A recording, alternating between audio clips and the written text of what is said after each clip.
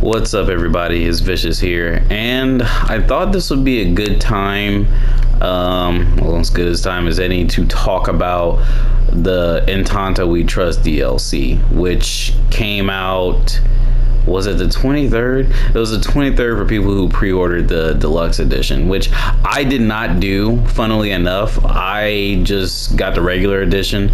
But when I saw, oh, wait a second, I could get it a couple days early, I figured it'd make some good content, and it didn't. Like, nobody was really like looking at it when I streamed, and I kind of expected that too. But I was also kind of excited to see like what they had in store for us, with this being the game's one and I think only DLC. And there's a couple of things I want to talk about in regards to it. Now, before I made a video heckling someone over the game, over like looking at the trailer, I think it was on Twitch maybe, they're looking at the trailer, they're like, it looks worse. To me, it didn't look worse necessarily. The bad part about the DLC in the trailer to me was everything looked like it was a power that we already had. And in my opinion, I am of the mindset that when you make a DLC for a game, you should try and make new things always. When you update a game, you should try and make sure that there's something interesting to have in those games. Horizon Forbidden West had, before the DLC came out, they updated the game to have new game plus. They made new weapons. There were new mods for the weapons, etc., etc. And this game seems to have changed the logic of the game in general. Now, I haven't unlocked every single node here, and there's a reason for that, and I don't think I will unlock every node because it seems tedious and it seems silly, because look at how small the skill tree is, right? The skill tree is like half the size of like a normal skill tree, and what bothers me the most about it is there's no different levels of these abilities. I guess it kind of makes sense from a story perspective. This is like I'm going to use the quotation fingers so you can't see it, it's a prequel DLC, so there are some things. She basically travels back in time spiritually, I guess, and is experiencing events from the perspective of another character, and that's all well and good.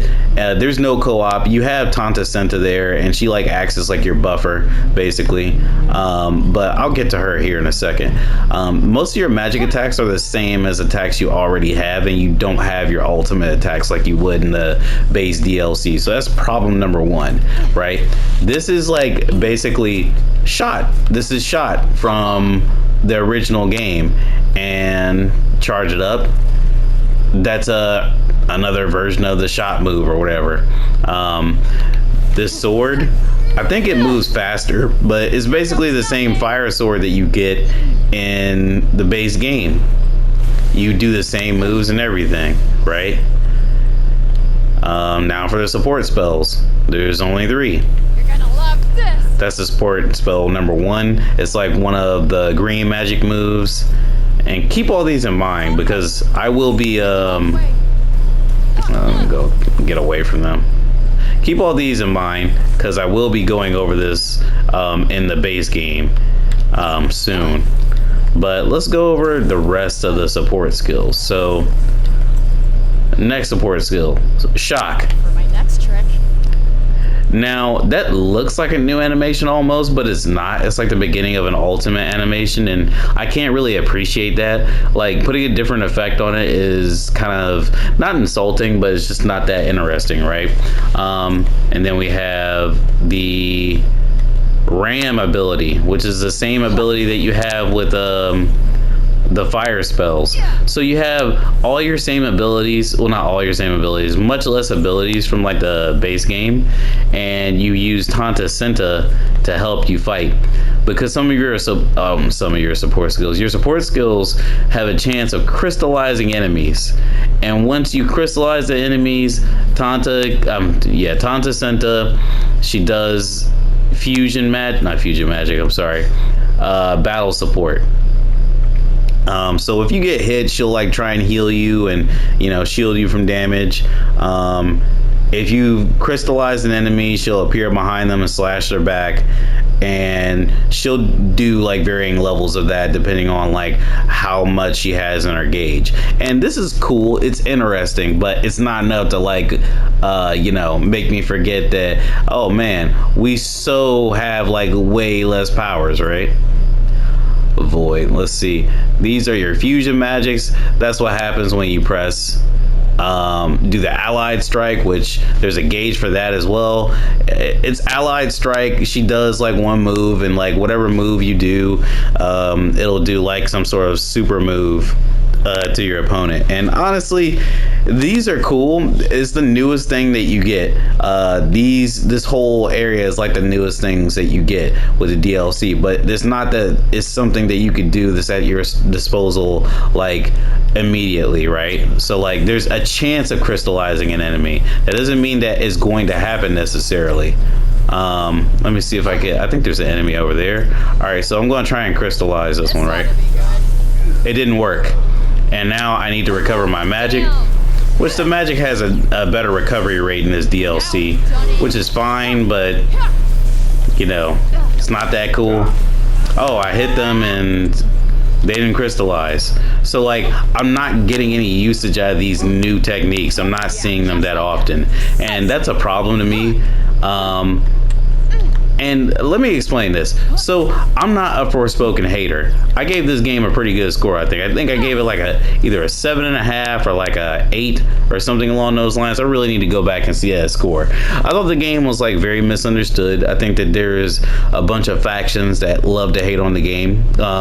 There's people that are racist. I know there's racist people or racist blind. I don't know how to describe those people. They're blind and they act like racism doesn't exist or something, or like so against you saying that racism is anything at all that they feel the need to like say racism isn't the problem, it's the character. Like Frey is fine. Frey is fine. If you think that Immortals AVM game is cool and that character isn't cringe, then you should think the same thing about Frey. She's a cool character, she's decent, she has funny banter with Cuff still. That's not my problem with the game. The problem with the game was no new game plus, even though there's a lot of like, monsters that you can fight for like the post game. There's no new game plus. The submissions are very unimpactful, and I'm trying to think. That's pretty much like the main things I have a problem with that I can think of off the top of my head. But the star of the game is the combat and the parkour and everything. So they neuter both of those things in this DLC, and spoiler alert, they allude to having another game being made. We'll see if that happens, but at the end of this DLC, it seems like there's going to be a Forspoken 2, which I wholeheartedly welcome. I would be very excited to see that. But back to what I was saying. I'm sorry, I got a little sidetracked there. There's the factions that are racist or subvert the racism of others that hate this game. There are people that just simply are trying to ride the bandwagon so they get into the algorithm. That's not me on this video. As you can tell, I think that Forspoken vanilla is fine.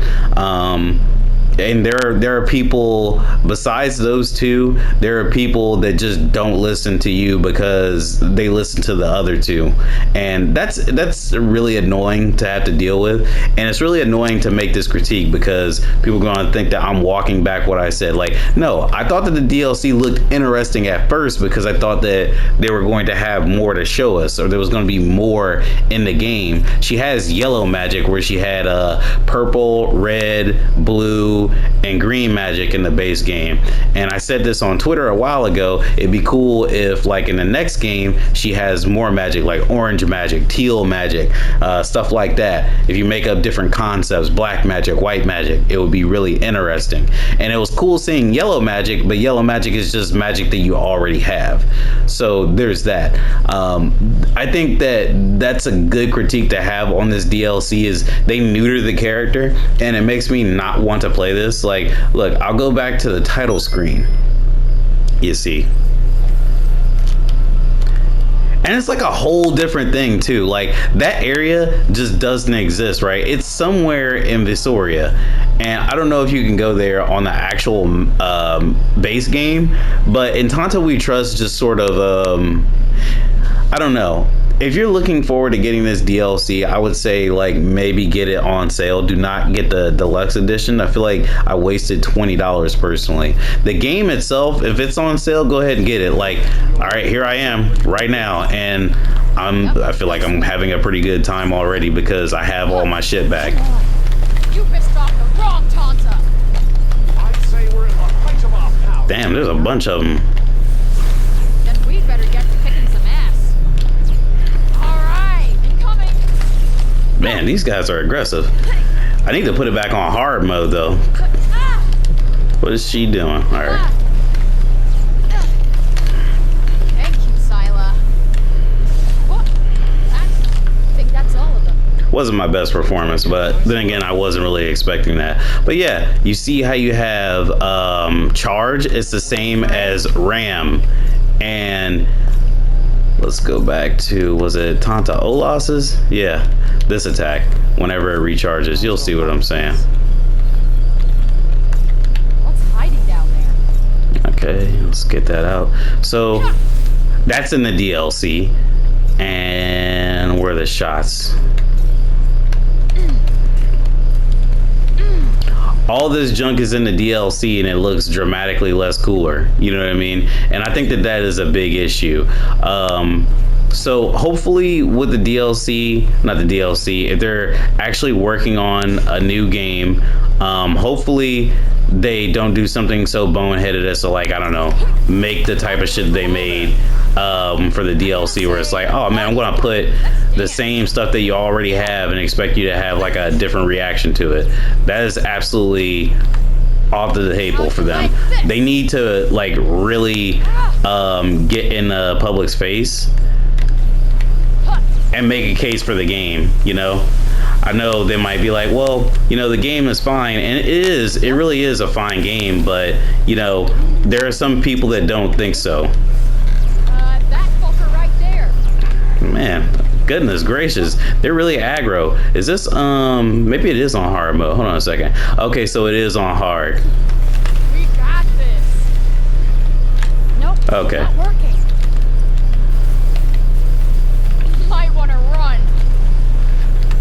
But yeah, the spell switching, I think like that's the coolest part about Forspoken is like the fact that you can switch the spells and there's so many. Like I just put this motherfucker in a bubble and I'm gonna blow him up with a damn lightning bolt. All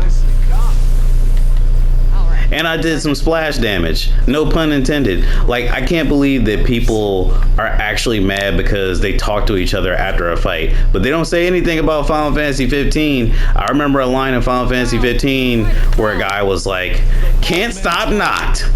Right? And you just got knocked down. Like, that's actually a line in Final Fantasy 15. And that's like one of Square Enix's best sellers, like, ever in the entirety of the franchise. And what's that other one that they said? Put them in the Embrace books. the flames. Because they're history. Hi. Hell yeah.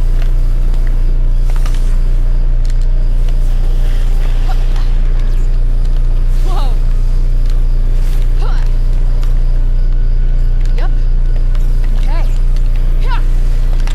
Yeah. Time for a little target practice.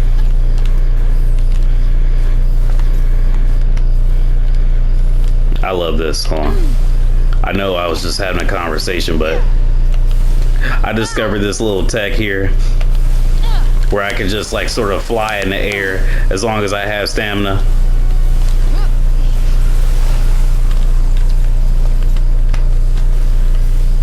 But yeah, I think this video is done. I was just trying to demonstrate really like what you could do with Forspoken as a base game, and like all they let you do in Forspoken in Tanta We Trust. It's not good.